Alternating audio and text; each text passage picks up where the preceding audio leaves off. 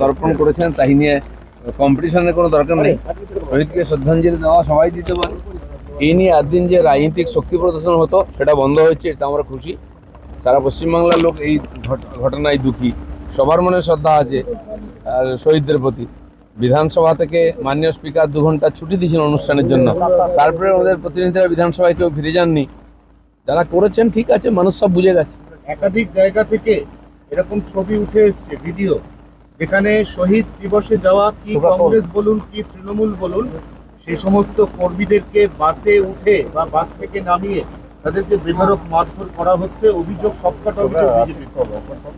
আমার তো জানা নেই বিজেপি কোথাও কাউকে আটকে যাওয়া মেরেছে বলে। এইসব মিথ্যা কথা বলে নিজেদের দুর্বলতাকে ঢাকা দেওয়ার চেষ্টা করছেন। আপনারা করেছেন, সরকার সহযোগিতা করেছে। লোক যদি আপনাদের সঙ্গে না থাকে, না আসে, তার জন্য বিজেপি দায়ী নয়। আসল আপনাদের কতটা শক্তি সেটা আজকে বোঝা যাচ্ছে। একদিন তো শক্তি লাগিয়ে ডিম ভাতে লোভ দেখিয়ে নিয়ে আসতেন লোককে, এখন আর লোকে যাচ্ছে না।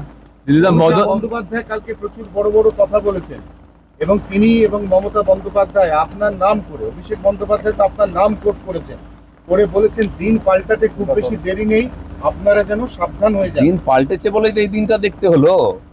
এই পরিবর্তনের জন্য পশ্চিমবাংলার লোক 15 বছর অপেক্ষা করেছে। সেই জন্য আমি তো কিছু বলিনি, কিছু করিনি, আমার সঙ্গে ওনারা যা করেছেন। আর যদি করতাম ট্রেনে রাস্তায় জামা কাপড় খুলে পেটাতাম, আর এখনো করতে পারি। কিন্তু আমাদের একটা সংস্কার আছে, আমাদের নীতি আদর্শ আছে, আমরা করবো না। বড় বড় ডায়লগ মারার আগে একবার যান ডায়মন্ডে ঘুরে আসুন। মমতা বন্দ্যোপাধ্যায় জনতা পার্টি, ককরোচ জনতা পার্টি যন্তর মন্তরে যেটা করলো দিল্লিতে, যে কারণে সংসদ ভবন, সেখানে ইন্টারনেট পর্যন্ত সাসপেন্ড করতে হলো, সেখানে মমতা ব্যানার্জি যোগ দেবেন বলছেন। শুধুমাত্র মমতা ব্যানার্জিকে কে ডেকেছে যন্তর মন্ত্রে? ডাকারও তো লোক নেই, সঙ্গে যাওয়ারও লোক নেই। যারা ভাবছেন যে বাংলাদেশ বা নেপাল বা শ্রীলঙ্কার মতো একটা উৎপাত তৈরি করবেন, ভুলে যাবেন না এটা ভারতবর্ষ। এখানকার মানুষ অনেক চিন্তা ভাবনা করে ডিসিশন নেন। কিছু উৎপাতিয়া বিদেশি পয়সায় যারা নাচানাচি করছে, এরকম লোককে নিয়ে রাহুল গান্ধী বা আর কিছু আন্দোলনজীবী লাফালাফি করছেন, কদিন পরে ঠান্ডা হয়ে যাবে। মমতা বন্দ্যোপাধ্যায়ের পাশাপাশি উদ্ধব ঠাকরে, দেখা যাচ্ছে অখিলেশ যাদব, রাহুল গান্ধী, প্রত্যেকে সমস্ত রিজেক্টেড লিডাররা দিল্লিতে প্রজেক্টের হওয়ার চেষ্টা করছেন, জনতার সঙ্গে নেই। সেই ডাকায়েত, সেই যত মুখে কালি লেগে আছে, যত নেতা নিজেকে নেতা হবেন, জনতা তাদেরকে নেতা হবে না। ওরাই গিয়ে ওখানে উৎপাত করছে কিছু, আর এরকম কিছু লোকজন নিয়ে যারা আগে জেএনইউতে ছিল, অন্য কোথাও ছিল। এদের একটা পুরনো অভ্যাস আছে, কখনো ছাত্রদের সামনে করবে, কখনো মহিলাদের সামনে করবে, কখনো কিষানদের সামনে করবে। এই দিয়ে ভারতবর্ষে অব্যবস্থা তৈরি করবে। আজ দেশ যে গতিতে এগোচ্ছে, উন্নয়ন হচ্ছে, বহু দেশ খুশি নয়, তারা এদেরকে পুতুল হিসেবে ব্যবহার করে এখানে এই অব্যবস্থা তৈরি করে। দিদিদা, মদন মিত্রকে ইডির তলব, মদন মিত্র এবং তার পরিবারকে ইডির তলব। তৃণমূল হয়ে লাভ হলো না মদন মিত্রের। দেখুন, তৃণমূলকেও বিজেপি প্রশ্ন নয়, প্রশ্ন হচ্ছে তিনি যদি কোনো আইন বহির্ভূত কাজ করে থাকেন, তাকে আইনের সামনে আসতে হবে। মমতা বন্দ্যোপাধ্যায় কালকে বাংলা ভাষা নিয়ে একদিকে শুভেন্দু অধিকারী বলছেন বাংলা ভাষাকে 1 সেপ্টেম্বর থেকে গুরুত্বপূর্ণ জায়গা দেওয়া হবে, কালকে আবার অভিষেক বন্দ্যোপাধ্যায় বলেছে যে যে ভাষায় বোঝে তাকে সেই ভাষায় বোঝানো হবে। ভাষা নিয়ে কি এখানে এক ধরনের আমরা তো বুঝিয়ে দিয়েছি, তো পাবলিক এখনো বোঝাচ্ছে। একটু একটু বুঝতে অসুবিধা হচ্ছে, সেটা আমরা বুঝিয়ে দেবো দরকার হলে। আমরা জানি কে কি ভাষা জানে। মমতা বন্দ্যোপাধ্যায়ের মঞ্চ থেকে কালকে দেখা গেল একটা নিজেদের মধ্যে ঝামেলার ছবি। কল্যাণ বন্ধ অভিভাবক বা বাস থেকে নামিয়ে তাদেরকে বেধড়ক মারধর করা হচ্ছে। অভিযোগ, সবকটা অভিযোগ বিজেপি। আমার তো জানা নেই বিজেপি কোথাও কাউকে আটকে যাওয়া মেরেছে বলে। এইসব মিথ্যা কথা বলে নিজেদের দুর্বলতাকে ঢাকা দেওয়ার চেষ্টা করছেন। আপনারা করেছেন, সরকার সহযোগিতা করেছে। লোক যদি আপনাদের সঙ্গে না থাকে, না আসে, তার জন্য বিজেপি দায়ী নয়। আসল আপনাদের কতটা শক্তি সেটা আজকে বোঝা যাচ্ছে। একদিন তো শক্তি লাগিয়ে ডিম ভাতে লোভ দেখিয়ে নিয়ে আসতেন লোককে, এখন আর লোকে যাচ্ছে না।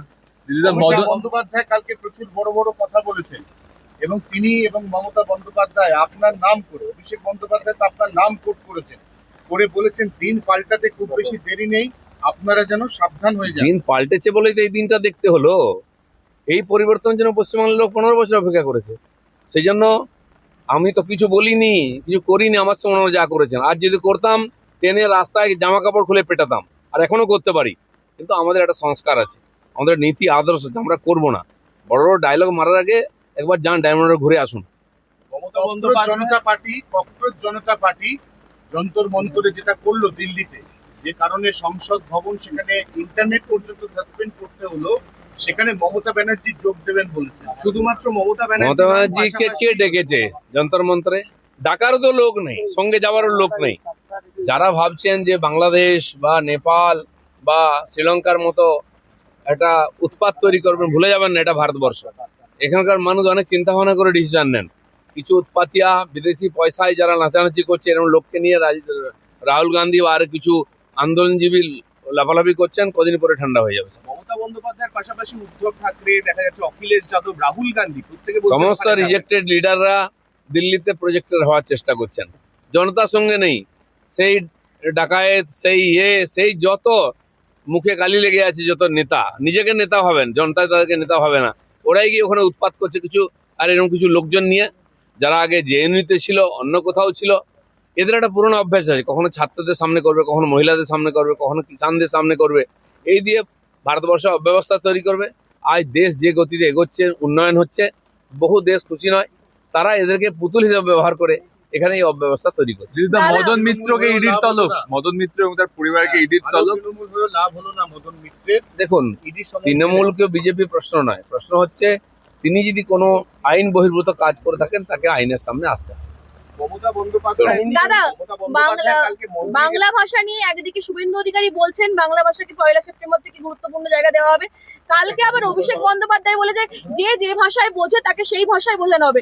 ভাষা নিয়ে কি এখানে এক ধরনের না, আমরা ছেলেখেলা তো চলছে? বুঝিয়ে দিয়েছি, তো পাবলিক এখনো বোঝাচ্ছে। একটু একটু বুঝতে অসুবিধা হচ্ছে, সেটা আমরা বুঝিয়ে দেবো দরকার হলে। আমরা জানি কে কি ভাষা জানে।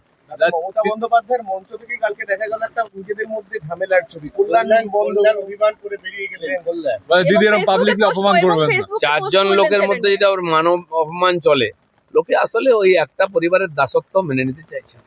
আচ্ছা দিলীপ দাই, অভিষেক ব্যানার্জি আর মদন মিত্র এদের মধ্যে বেশ ভালো চলছে। 10 কোটি টাকার আইনি নোটিশ দিয়েছে অভিষেক।